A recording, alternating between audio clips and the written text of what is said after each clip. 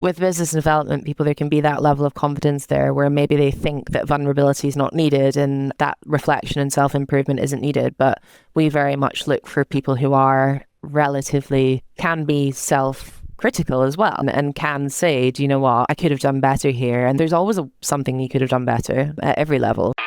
Welcome to Scale Sessions, the podcast that helps revenue leaders like you boost sales and revenue to achieve business growth within the trenches insights. We can skip the fluff and focus on real-world strategies you can use right away. Each episode brings you actionable takeaways from sales and revenue leaders navigating growth challenges like you. Let's dive into today's session and scale up your success.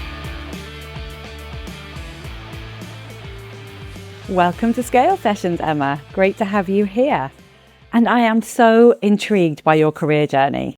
So you started off studying in Glasgow, law and French, then to Australia, onto recruitment, then Amazon, and now in health tech at Accurx. Tell us more.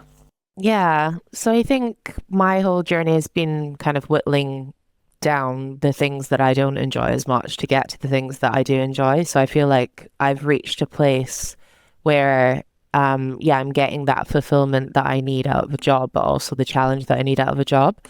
And I think I always, the single thread through it was working with people, and I think also trying to help people as well. So the reason I wanted to study law from age sort of, I don't even know, probably 10 or 11, was because I saw, all the lawyers on TV in court defending all the people that needed to be defended and all the people that maybe needed help. And then I think when I went more into law, I realized that a lot of it is not that, and is a lot more corporate and kind of,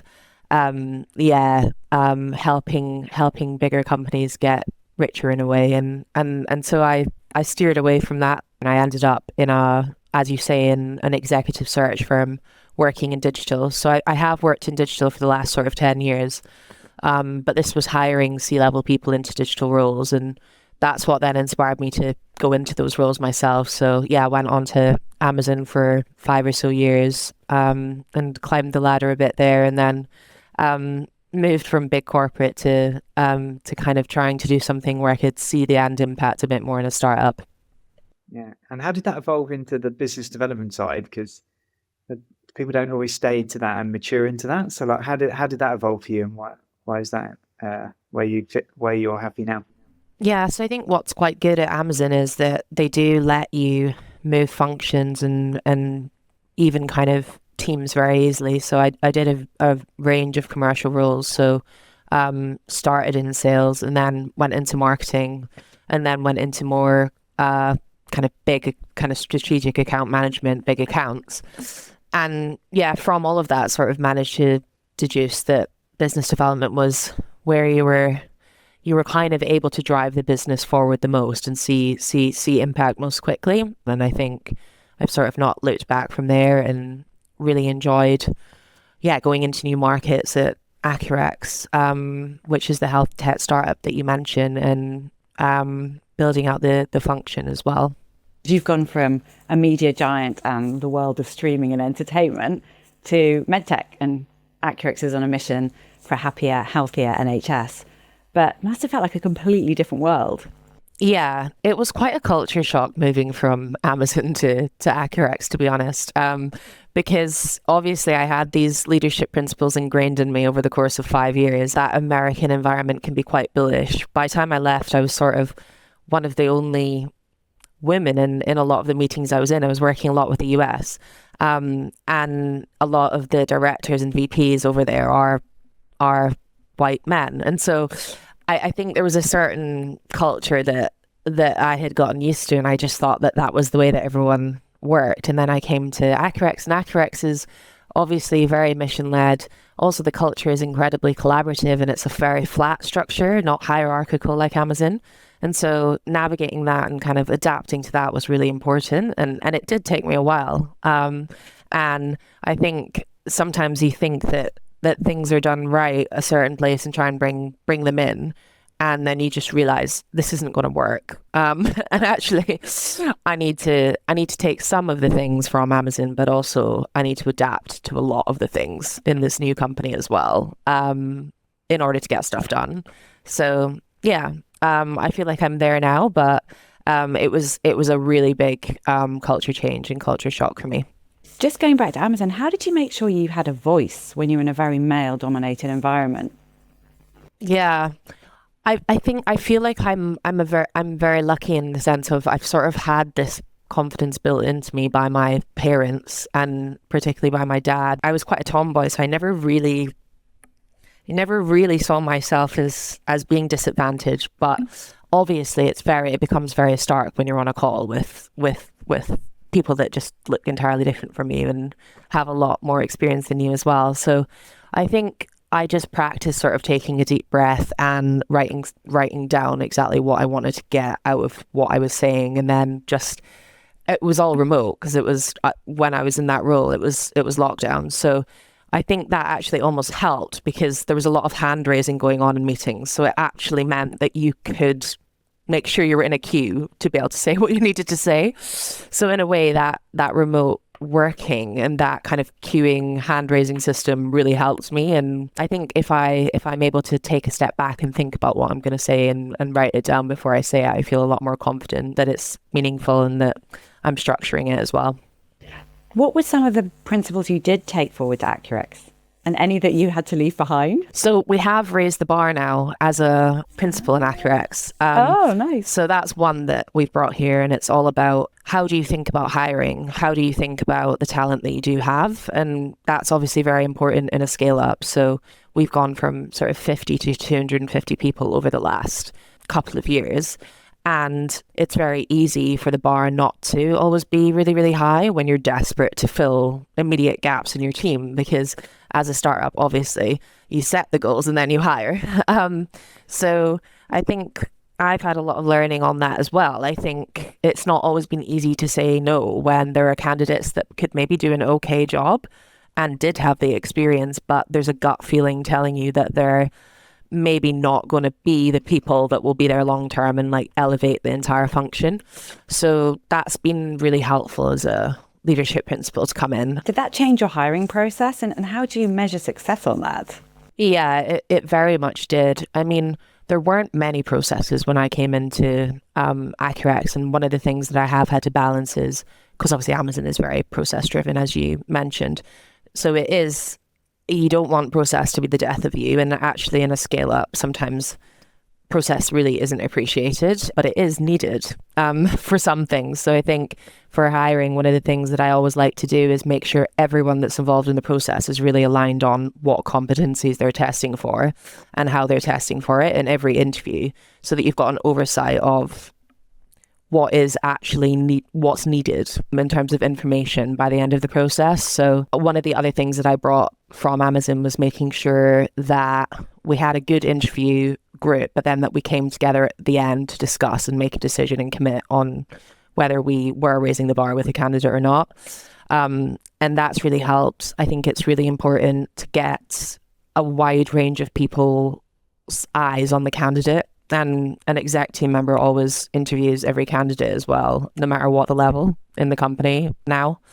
So that's another way of making sure that the bar stays consistent, no matter who it is coming in, because we want obviously people to be in the company long term, and they could end up being in the exec team in the future. You always have that thing, I'm sure we've all done it, where you settle and you make that mistake of hiring the wrong person. You know, is it because you were just too impatient, it took too long, whatever, you tell yourself a story that they're right because you think you need to. So like, okay, you talked about the exec. Other than making sure that there's an exec team member always there, I think having a task that is challenging enough and represents someone's kind of how the most challenging aspect of someone's role that they're going to have to perform has been really meaningful too. So for example, we work with big corporate enterprise NHS customers. So asking them to create a plan and then actually role play how they would run that meeting. You can't really fake that all too much. You either have the knowledge or you don't. And so I think a task is a really good way to kind of cut out people, salespeople especially, business development people who are amazing at talking the talk and potentially sometimes making up numbers or saying, they have a black book. We had that before as well, where we were expecting someone to come in with, a whole range of contacts, and then actually in reality it wasn't quite matched. That whole thing you said about a task, I think, is really important.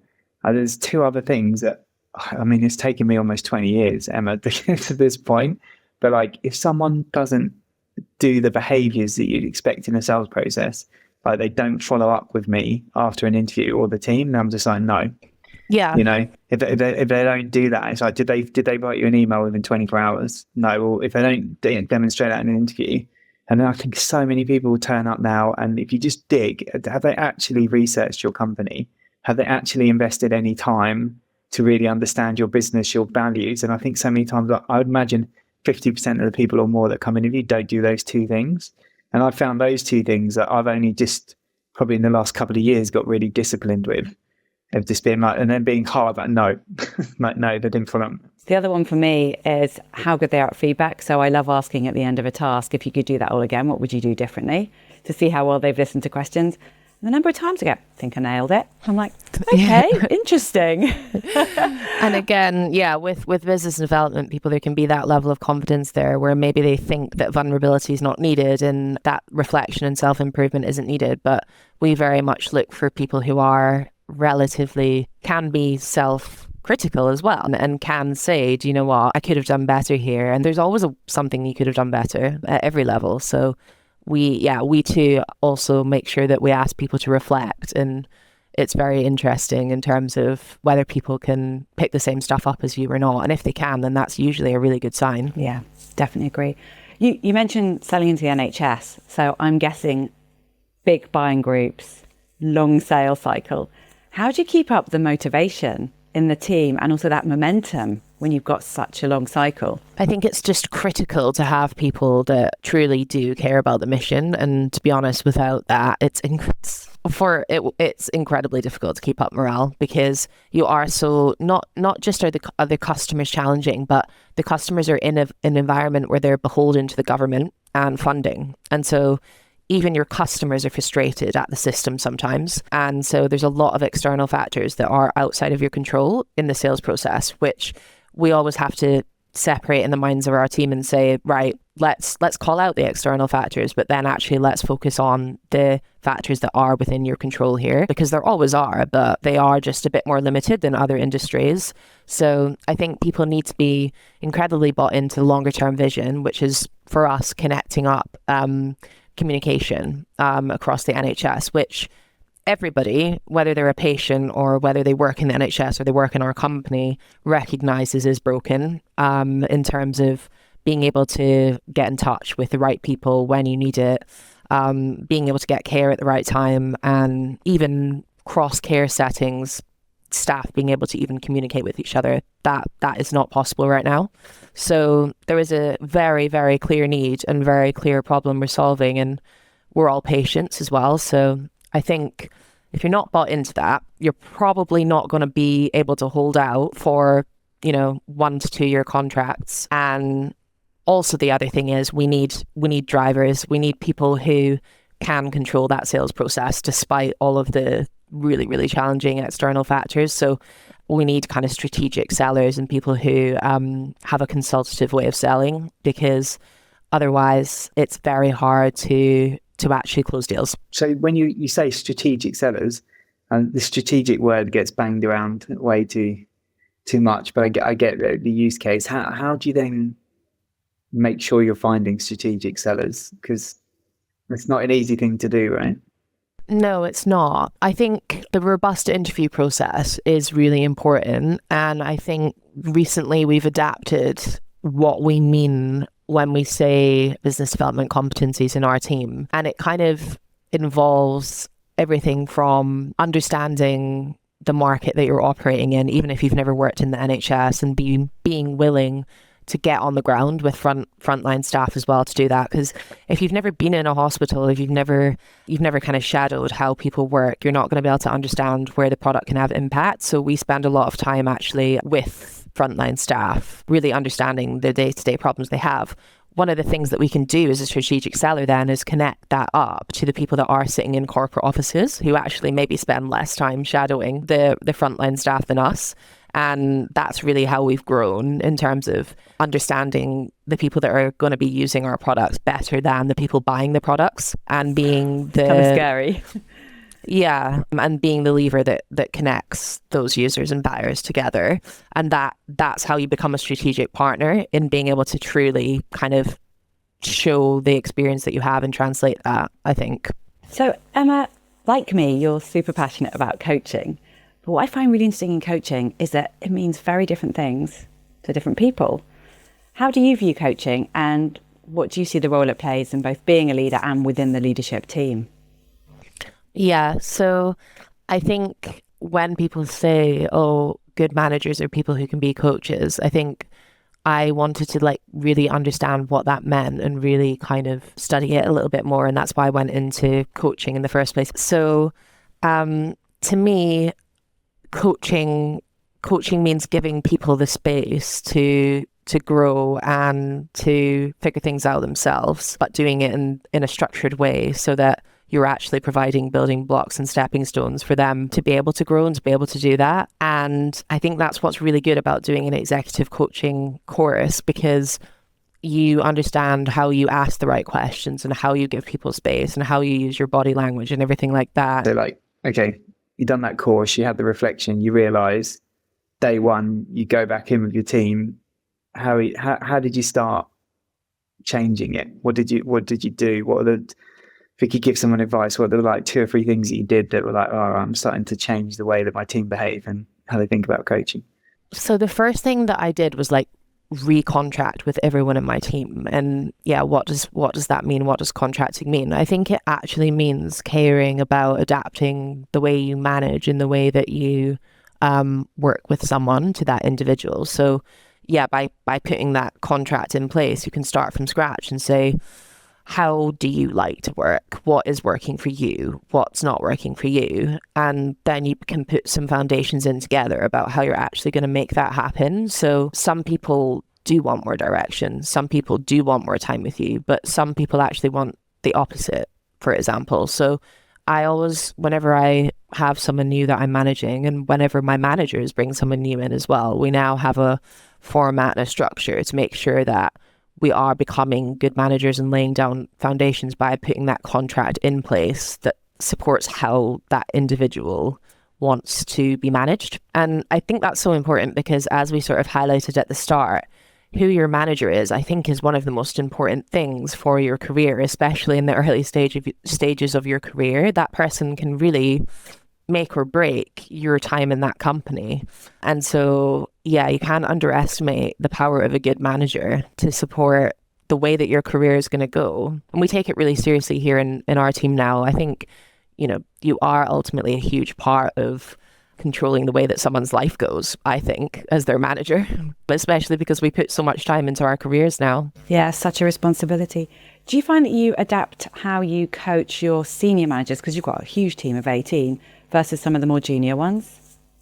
Yeah, I think so. I think it's important to let people manage with their own style as well and not over-engineer the way that we manage. So I think being able to give people some really useful structures that they can choose to pick up or not is helpful. And then obviously with experienced managers, really it's only once you spot maybe things that aren't going as well that you can lean in. Whereas I think with newer managers, it is probably good to actually allow them to have time to train as new managers. A lot of people just get thrust into being a manager because they've been good as an IC or because they seem sensible. But do they really actually want to manage in the first place? And is it the right thing to do? And are you giving them the expectations and the structures? There's something I wanted to touch on when you talked about coaching, and I thought it was really interesting, and people don't talk about it enough. So you got your team, and I actually think where people find it hardest to grow and develop is like, it's actually easy to manage down, but managing across and managing up. So like when someone's your peer, right, and you're both managing different departments, and then you're managing up, whether it's managing up to a board or up to a leadership team. So how did you take some of those examples and do that better? I'm intrigued because I think people find that a challenge. Yeah, I think as like the head of a function, if you have the people, your direct reports, able to manage upwards, that's just such a sweet spot to be in, isn't it? Because you don't have to go digging, you don't have to go probing, and actually these people know exactly what they need to, the level of information that they need to be sharing with you. So one thing that we put in place was a weekly business review. Actually, this was another Amazon thing. It's called the WBR in Amazon, but this is a meeting where we have every week. Everybody understands the metrics that need to be reviewed there, and we only review the metrics that are kind of not on track. And that's a really good space for my managers to come and also have access to the CEO if they need to share the challenges that they're having and the things that they are doing about it, essentially. And so I think one way that you can make sure that you're managing upwards to you really well is making it really clear what metrics are important and making sure that you spend the time reviewing the ones that are starting to not be on track early and catching that early.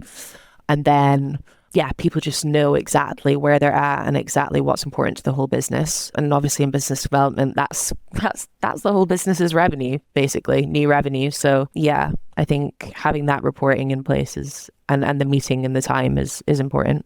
That's a really great point. And I think if you're trying to tie them together, I think it's interesting because people will often say, oh, well, say that department's not performing or whatever. It's never that department. It's a business problem, and it's because oh, okay, well, if we're not creating enough pipeline, well, is it? Could the product be better? Could these other things happen? And I think too many times it's churn's too high. Oh God, CS night or something like that. But how do you then make the teams feel like they can solve those problems together rather than blaming? Yeah, and the CS versus sales thing is such a key one, because when I was in Amazon, I was managing both functions, and there was such a tension, a really, really kind of at times a negative tension between the two teams, where obviously it was that classic thing of the salespeople promising certain things to customers and then handing over the contracts to customer success, and them having to kind of either make things from scratch in order to be able to deliver, or actually just having certain elements of things that they just couldn't deliver for customers, and then them having to be the central point of contact for those customers and manage that.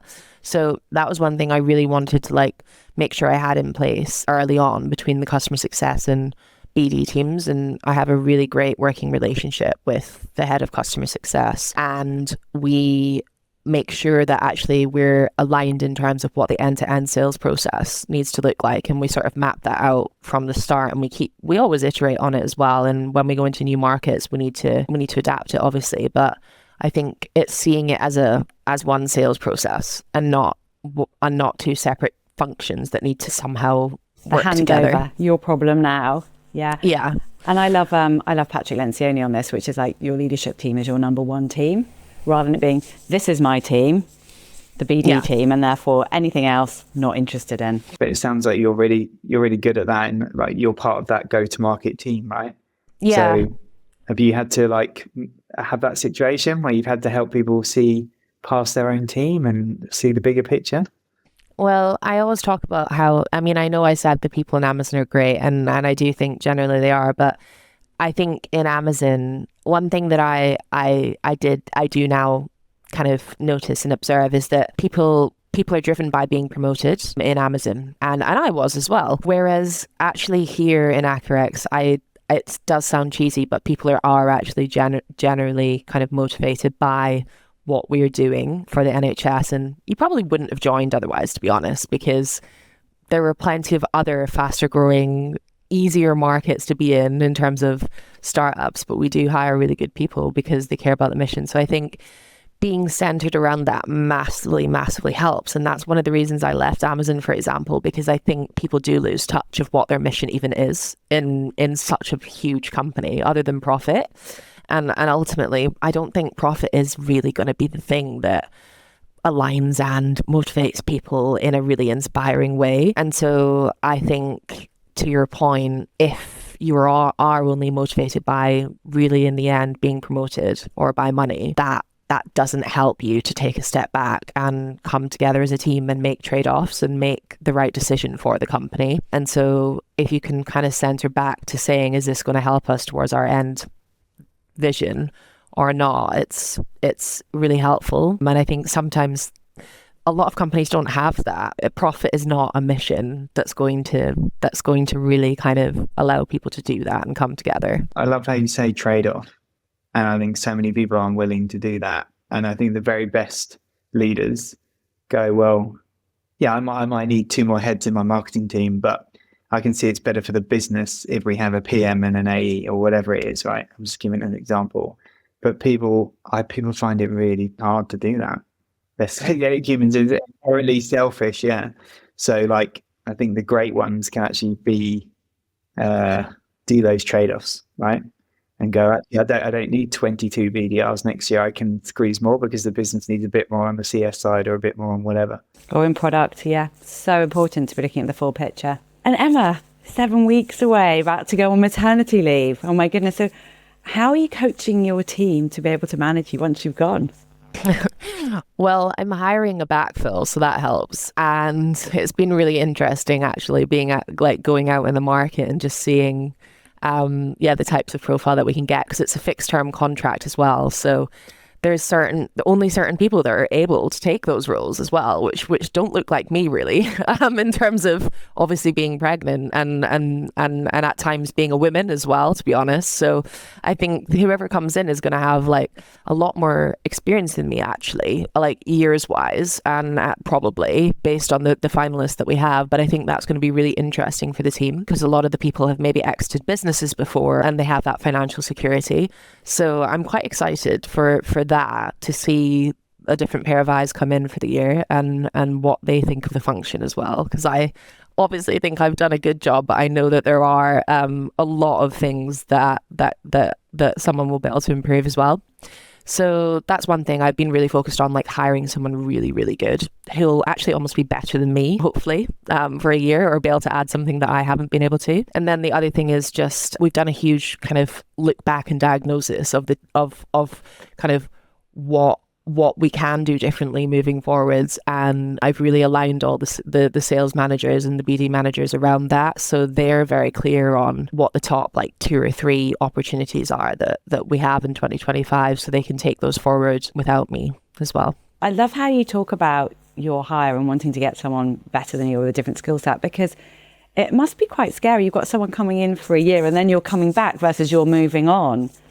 It is a bit actually, and I actually joked to my friend, the head of customer success, that I wouldn't be surprised if this person ends up being my boss by the time I get back. But I think you can't look too far into the future, and I think I do really care about the team and about the business, and so ultimately it can only be a win for me if this person comes in and does a good job and leaves something even kind of better for me to come back to. That's such a great way of looking at it, and it shows how focused you're on the business versus my role. Awesome. So shows great self-awareness, Emma, which is always really key. We'll finish with some quick fire questions, as we always do. So I'll kick off. In your career, what's the biggest lesson you've learned? Gosh, so many. One thing that I've been working on with my coach is how you navigate business change and how you separate your own personal feelings and the way that you're personally impacted from basically what needs to be done for the business. And I think that's what a good leader, we've sort of talked about that today, but that is what a good leader does. If you want to be part of the business and you want to be a leader in the business, you kind of need to represent the business and not yourself. So that's been actually putting that into practice and actually having people say that you're doing that at all times has been the biggest learning for me. And you can't get better validation than that. What's What's one belief or perspective you've changed your mind on? I think one of the big things that I've changed my mind on is what's important to incentivize people. I previously thought that was promotions, pay, commission. And I didn't really believe it when people said, no, there are other ways to incentivize people. I was like, sure, but ultimately everyone cares about pay. But I think I have changed my mind on that. And I've seen that actually if you center around development, motivating people around a mission, being part of a high performing team, that can be equally as important. I'm not saying that pay and promotions aren't important, but they shouldn't be the way that you incentivize people, I don't think. My old boss wrote a great book called The Employee Engagement Bridge, and it talks about all the foundations you need. It's when I was at Royal Gateway, and like pay has to be right. People have to be valued. So it's like the foundation, and then you build everything on top. So like, it's never just one thing. It has to be everything, multiple things. But talking about books, book or podcast that you'd recommend? I think one of my favorite podcasts is How I Built This. I think it's Guy Raz. And he interviews lots of different founders. And some of them are exactly as you would expect, American tech bros. But some of them have such humble learnings and such kind of amazing empathy and insights to share, I think, about how you can be a good leader even if you're not founding, Netflix or a multi-million-pound company. So, that one. And how do you switch off after a busy day? I think generally switching off, like all apps, is the only way I found able to do it. So I think logging out of Slack, logging out of email, and turning digital off is the only way I've actually managed to master that. If you creep back in, I think ultimately you're going to be triggered and you're going to be wrapped in work rather than wrapped in whatever else you're trying to do, and you're not going to be present. Yeah, that's good boundaries there. So any female leader that you recommend us chatting to next, Emma, in your network? So there is someone actually from Amazon called Katie McQuaid, who's the VP of Books and Kindle. And she's an amazing leader who is very genuine, leads with kind of empathy and I think authenticity, but has been at Amazon a really long time in the environment I just described. And so it'd be interesting to hear kind of her thoughts on why she has stayed so long and how she's managed to stay motivated and navigated what can be quite a male-centric kind of leadership team and culture. Super interesting. Good one. Thank you.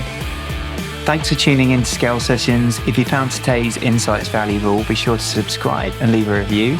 Stay connected for more no-nonsense advice to help you scale your business, drive revenue, and achieve your growth goals.